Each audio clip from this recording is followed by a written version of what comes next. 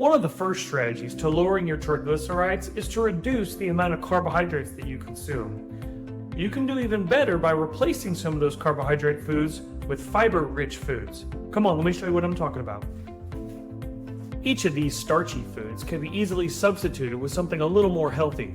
For example, this processed white flour white bread can be switched out for some whole grain or whole wheat bread. Many people love noodles. Some refer to pasta as their comfort food. But eating such a high-calorie, high-starch food can get dangerous, especially if you have high triglycerides. Let's talk about something that we can use as a pasta substitute. A really great substitute for pasta is spaghetti squash. It's low carbohydrate and super simple. Let me show you a recipe. Start by cutting the squash in half. I like to stabilize it on a kitchen towel so it doesn't wobble around. Next, we're going to use a kitchen spoon just to get all the seeds and membrane out of the inside. Give it a drizzle of olive oil and then make sure it's evenly coated throughout the inside. We'll add a little bit of salt right before we put it in the oven, 350 for about an hour and a half. When it's finished, it should be a little bit browned like this. Using a fork, you can tear away some of the squash from the inside that gets its name from the pasta that it resembles. I've preheated some of my favorite spaghetti sauce. I'll just add some of the squash to it and give it a good mix. So once again, in even a small portion of pasta, there can be 30 to 40 grams of carbohydrates. In our spaghetti squash, there's virtually none, maybe 3 to 5. So you have a great pasta substitute without all the carbohydrates. Both potatoes and rice are very high starch foods.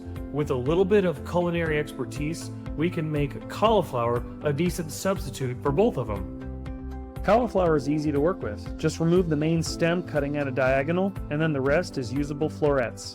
I'm going to take half of my cauliflower and boil it. Once it's tender, I'm going to drain off the water. I'll add a little bit of butter, some dairy, cream or milk, and then a pinch of salt. Treat this mixture just like mashed potatoes. Once it's all mashed up, we'll move on to our next recipe. The other half of cauliflower goes in our food processor. I'm going to work in small pulses to get it to a rice-like texture. We don't want cauliflower dust. We want a nice medium coarse mixture that resembles rice. That'll work. Let's make a stir fry. We'll start by heating some olive oil and then a little bit of sesame oil. I'm going to add some onions, carrots, and celery. A little bit of minced garlic and saute it all together. Next, I'm going to grate some fresh ginger right into the saute pan. After these vegetables cook for just a moment, I'll move it all to one side to make room to fry an egg. Once the egg starts to cook, go ahead and mix it in with the vegetables. Saute everything together, and then throw our rice cauliflower right on top of everything. Once it's mixed in, you're going to want to season with some soy sauce.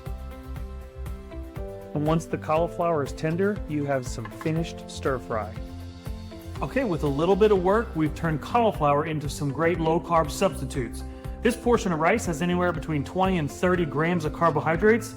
This stir fry made from cauliflower has virtually none. Same thing with our cream cauliflower, where if you had mashed potatoes, you'd be about 30 to 40 grams of carbohydrates. So these substitutes are a much better option.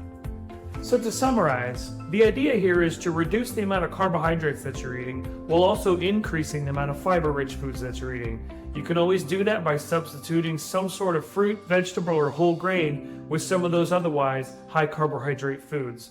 And in doing so, it'll help you reduce your serum triglycerides.